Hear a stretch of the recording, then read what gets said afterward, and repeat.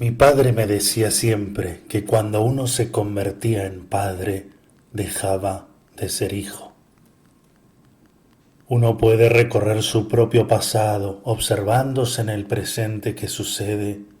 con la vida de un hijo. Y a futuro uno va imaginando las cosas que aún irá aprendiendo e irá comprendiendo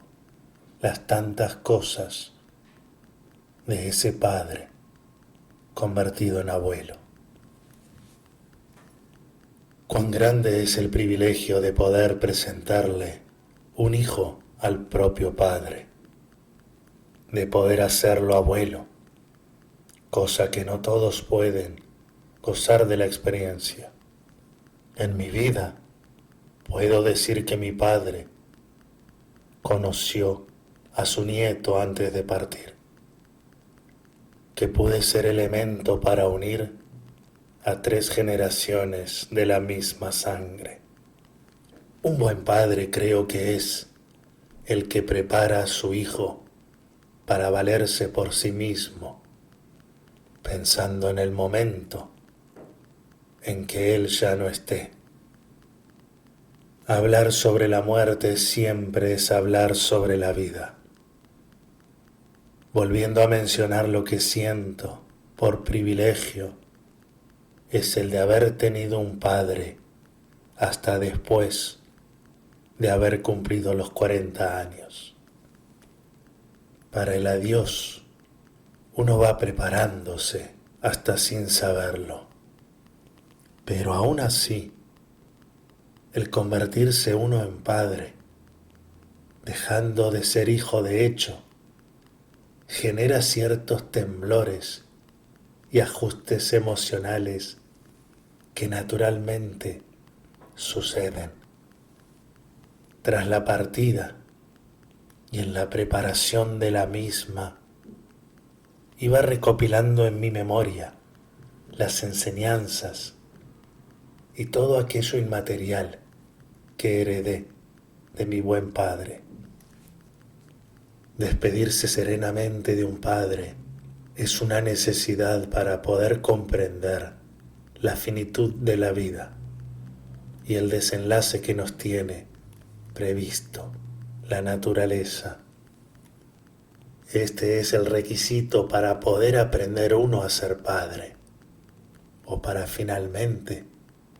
poder cerrar aquella etapa que ha sido la de ser hijo. Desde que supe que un cáncer sería la batalla final que él libraría, encontrándome yo en otro continente,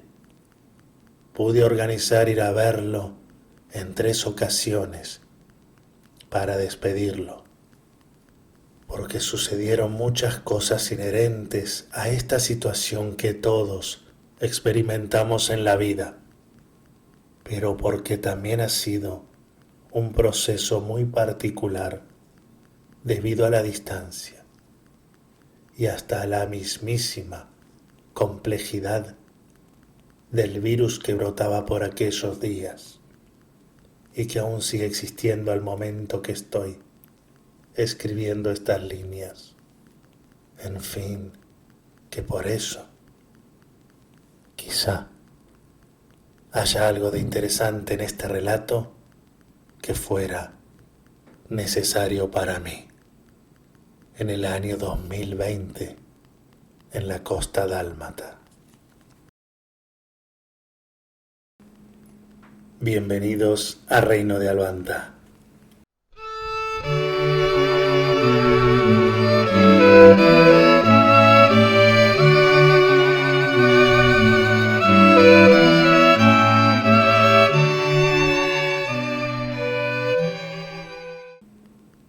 Esta fuera la introducción, el adentrándose del libro Artesano de la Vida. Es un libro que rinde homenaje a mi padre y es un libro que rinde homenaje a la relación entre un padre y un hijo para con su padre. Por eso muchos se han sentido identificados en el sentimiento porque es un sentimiento natural para aquellos, por supuesto, privilegiados que han tenido un buen padre y que han tenido en vida a ese padre a quien poder abrazar, con quien aprender y a quien tener de modelo de muchas cosas y de todas las buenas, porque luego uno también hace sus cosas mal, quizá por no haber seguido ese ejemplo, el que nos advertía, o porque también no estamos absolutamente obligados a ser exactamente como aquel que fue. Artesano de la vida, porque así se definía él, mi padre, y tenía inclusive, que es el subtítulo de este trabajo, su lema que rezaba con amor, paciencia y alegría. Consideraba y buscaba que esos fueran los pilares de su vida. Acostumbrados los dos a que el hijo fuera una suerte de trotamundos, acostumbrado de alguna manera en cada despedida brindar ese abrazo que uno nunca sabe si será o no el último, porque en realidad en todos los encuentros que uno tiene con sus afectos jamás puede dar por sentado que volverá a suceder, y es por eso de la importancia de estar presente en esos momentos en los que uno se encuentra con sus afectos, para vivirlos acabadamente. Cuando me avisan que mi padre padecía una enfermedad terminal y que pronosticaban pocos meses para su partida, ahí uno siente lo que siente con cada pena e incluso con las alegrías que acontecen a la distancia. Quería estar allí, en mi adrogué, para darle un abrazo y decir, acá estoy, acá está tu hijo. Más allá de las innumerables complicaciones del caso, por mi particular vida e historia, logré que, no sé si fue menos de 72 horas después, estaba allí, en mis tierras de Adrogué, abrazando a mi padre. Había cumplido el primer objetivo de poder ir a despedirme, vivir un momento juntos como acostumbrábamos, de celebrar un asado y de compartir una botella de vino y de conversar de la vida, de hacernos compañía, más allá que desde ese momento en el que llegué, mi padre ya no era el que fue. Un deterioro cognitivo ya estaba desarrollándose, pero él sabía quién era yo y yo no dudaba ningún momento de quién era él. Y así sucedió esos primeros días, en esa primera visita, y luego tuve que regresar a Europa y la incertidumbre o la angustia avasalladora y más grande que yo sentía, y es la que describo en este texto, es cómo hacer para coordinarlo y cómo hacer para controlar yo, desde pidiéndole a Dios que me dejara, que me permitiese y me diera el honor de despedir a mi padre, es decir, de poder estar allí en el preciso instante en que él se fuera,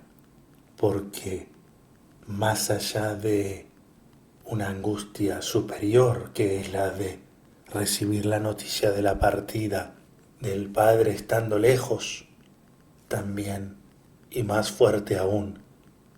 era mi deseo de estar allí junto a él en ese momento, sin poder precisar con cuánta lucidez y entendimiento podría el saber que yo estaba allí, sabiendo que el tiempo se acababa, vuelvo en una segunda oportunidad y en esa segunda oportunidad comienzo a ver el deterioro profundo de esta enfermedad terminal y me toca regresar a Europa con toda esa angustia que conlleva despedirse y sin saber si la próxima vez que vuelva a mi país aún estará él, en cualquiera sea de las condiciones. Y observando el calendario, logro ir una tercera vez en la que Dios mediante me permitió, en circunstancias muy complicadas, estar allí a su lado, porque yo quería estar allí en el momento de su partida y desarrollo